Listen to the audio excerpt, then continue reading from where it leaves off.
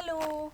അപ്പോൾ ഇന്നലെ നമ്മൾ റിജാൽ അൽമയും പിന്നെ ബി ഹെറിറ്റേജ് ആ ഹൗസെല്ലാം കണ്ട് കഴിഞ്ഞ് പിന്നെ നമുക്കിങ്ങനെ ക്യൂരിയസ് ആയി രാത്രി, അപ്പോൾ അതിൽ വേറെ എന്തുണ്ടാവും.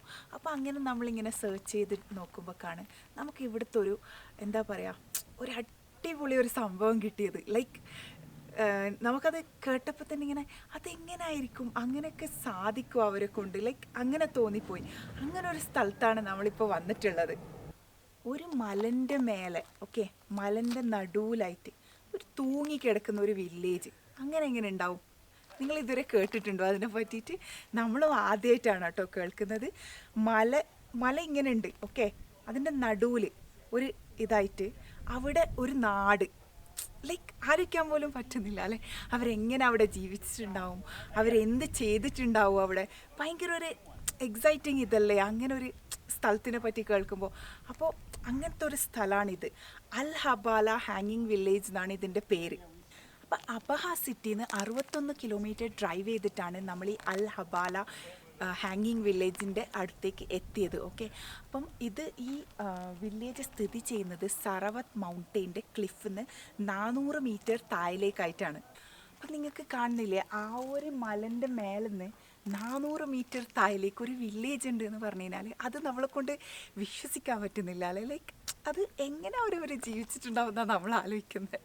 അപ്പം അവിടേക്ക് പോകാനുള്ള ഒരേ ഒരു വഴി എന്ന് പറഞ്ഞു കഴിഞ്ഞാൽ ആ കാണുന്ന മൗണ്ടെയിൻ്റെ മേലെ നിന്ന് നമ്മൾ താഴേക്ക് കേബിൾ കാർ എടുക്കാന്നുള്ളതാണ്.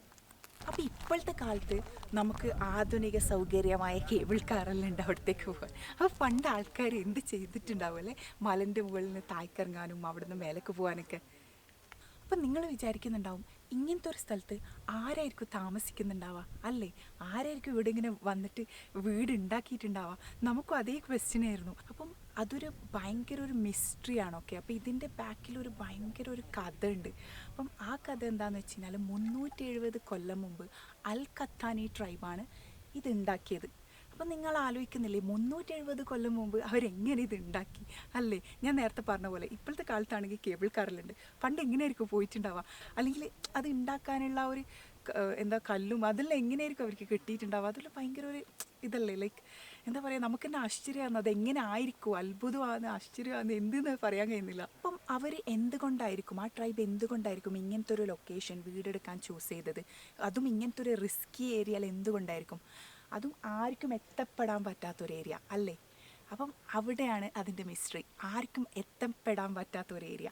അപ്പം അവിടെയാണ് അവർ വീട് നിർമ്മിച്ചിരിക്കുന്നത്. അപ്പോൾ ഇതിന് ചുറ്റും മലയാണ്. അപ്പം ആർക്കും എത്തിപ്പെടാൻ പറ്റാത്തൊരു ഏരിയയിലാണ് ആ വില്ലേജ് ഉള്ളത്.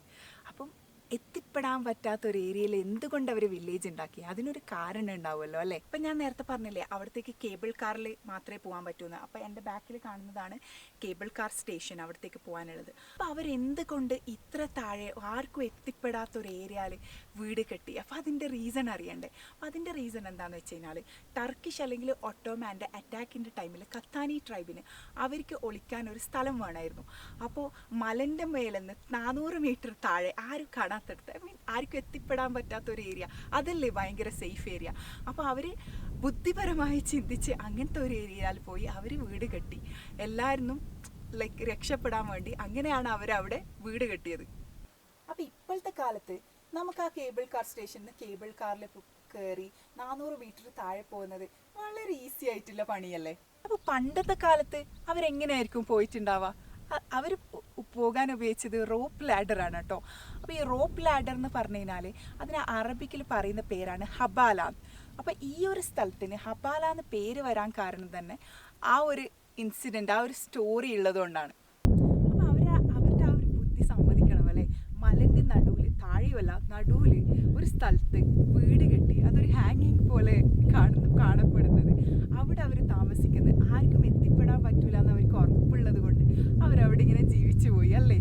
അപ്പോൾ അവരെങ്ങനെ ജീവിച്ചിട്ടുണ്ടാവും, അവരെങ്ങനെ അവിടെ സർവൈവ് ചെയ്തിട്ടുണ്ടാവും. അപ്പോൾ പറയപ്പെടുന്നത് എന്താണെന്ന് വെച്ച് കഴിഞ്ഞാൽ അവർക്ക് അവിടെ തന്നെ എന്താ പറയുക അവരവിടെ തന്നെ കൃഷി ചെയ്ത് അതന്നെ ഭക്ഷണം കഴിച്ച് അവിടെ തന്നെ അവർക്ക് ആനിമൽസൊക്കെ ഉണ്ടായിരുന്നു എന്നാണ് പറയുന്നത്. അപ്പോൾ 1980 വരെ 1980 വരെ അവരങ്ങനെയാണ് അവിടെ ജീവിച്ചത്.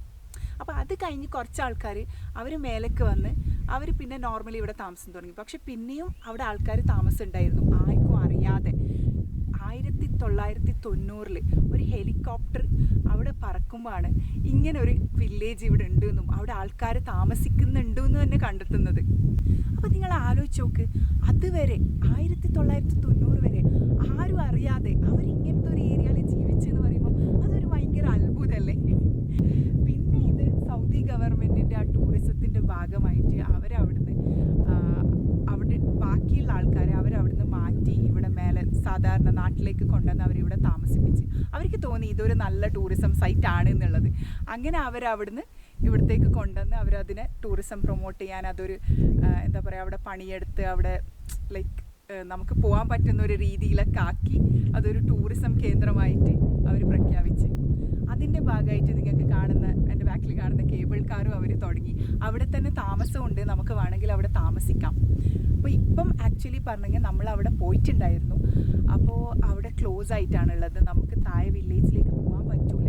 അവർ പറഞ്ഞു കേബിൾ കാർ ക്ലോസ്ഡ് ആണെന്നുള്ളത്. അപ്പോൾ ഇന്ന് നമ്മൾ അന്വേഷിച്ചിടത്തോളം അവർ പറഞ്ഞത് എന്താണെന്ന് വെച്ച് കഴിഞ്ഞാൽ ഇവിടെ ഓപ്പൺ ആവുന്നത് റമദാൻ മാസം കഴിഞ്ഞിട്ട് 4 മാസം അത്ര മാത്രമാണ് ഇവിടെ ഓപ്പൺ. ബാക്കി മുഴുവൻ കൊല്ലം ഇത് ക്ലോസ്ഡ് ആണെന്ന് ക്ലോസ്ഡ് ആണ് എന്നാണ് അവർ നമ്മളെടുത്ത് പറഞ്ഞത്. ഓക്കെ, അപ്പം അബഹാലുള്ള ആരെങ്കിലും ഈ വീഡിയോ കാണുകയാണെങ്കിൽ നിങ്ങൾക്ക് എന്തെങ്കിലും ഇൻഫർമേഷൻസ് ഉണ്ടെങ്കിൽ വേറെ ഏതെങ്കിലും മാസത്തിൽ ഇത് തുറക്കുന്നതെന്നോ എപ്പോഴെങ്കിലും ഇത് തുറക്കുന്നതെന്നുണ്ടെങ്കിൽ നിങ്ങൾക്ക് കമൻ്റ് ഇടാം.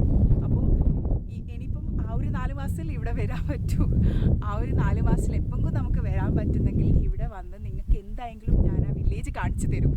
അതെൻ്റെ ഒരു ഉറപ്പാണ് കേട്ടോ. അപ്പോൾ ഇവിടെ ഓപ്പൺ ആണെന്ന് പറയുന്ന ആ മാസം ഉണ്ടല്ലോ, അപ്പോൾ ഇവിടെ ഫെസ്റ്റിവൽസ് ഒക്കെ നടക്കാറുണ്ട് എന്നാണ് പറയുന്നത്. ലൈക്ക് ഇവിടെ മുമ്പ് താമസിച്ചുകൊണ്ടായ അവർ വന്ന് നമ്മളിപ്പം ടൂറിസത്തിന് വേണ്ടി അവിടെ പോകുമ്പോൾ നമുക്ക് അവരെ പഴയ കാലത്ത് അവർ ഡാൻസും അവരെ സാധനങ്ങളും അതൊക്കെ ഡിസ്പ്ലേയിൽ ഉണ്ടാവുമെന്നാണ് പറയുന്നത്. അപ്പോൾ നമ്മൾ പഠിച്ചിട്ടില്ലേ സർവൈവൽ ഓഫ് ദ ഫിറ്റസ്റ്റ്, അതിൻ്റെ ഏറ്റവും വലിയ ഉദാഹരണമാണ് ഇവിടെയുള്ള ആൾക്കാർ അല്ലേ. ആ ഒരു എന്താ റോപ്പ് നമ്മളെ കയറ് കൊണ്ടുള്ള ഏണിയിൽ അവർ താഴേക്ക് പോയി അവിടെ വീട് കെട്ടി ഇനി എന്തെങ്കിലും ആവശ്യം ഉണ്ടെങ്കിൽ അതിലൂടെ മേലെ വന്ന്, അതും ഇപ്പോൾ ഒന്നുമല്ല ആ കാലത്ത്. അപ്പോൾ അവരെന്നല്ലേ ലൈക്ക് ഫിറ്റസ്റ്റ് ആൾക്കാരല്ലേ, സർവൈവൽ ഓഫ് ദ ഫിറ്റസ്റ്റിൻ്റെ വേറൊരു എക്സാമ്പിൾ ഞാൻ എന്താ നിങ്ങളുടെ അടുത്ത് പറയാനുള്ളത്. അവരെ മുമ്പിൽ അറ്റാക്ക് ചെയ്യാമെന്ന് ഒട്ടോമാൻ വരെ തോറ്റുപോയില്ലേ അവരിവിടെ ഒളിച്ചിരുന്നിട്ട്. അപ്പം ഇനി എപ്പോഴെങ്കിലും ഈ ഹബാല വില്ലേജ് ഓപ്പൺ ആണെന്ന് അറിയുമ്പം നമ്മളിവിടെ വരും. അപ്പോൾ ഇനി ഇവിടെ വേറെ എന്താണ് അബഹാലുള്ളതെന്ന് നമ്മളിങ്ങനെ കാറിൽ പോട്ടെ ചോദിച്ചിട്ട് പോട്ടെ. അപ്പോൾ നെക്സ്റ്റ് വീഡിയോയിൽ കാണാം. അതുവരെ എല്ലാവർക്കും ബൈ ബൈ.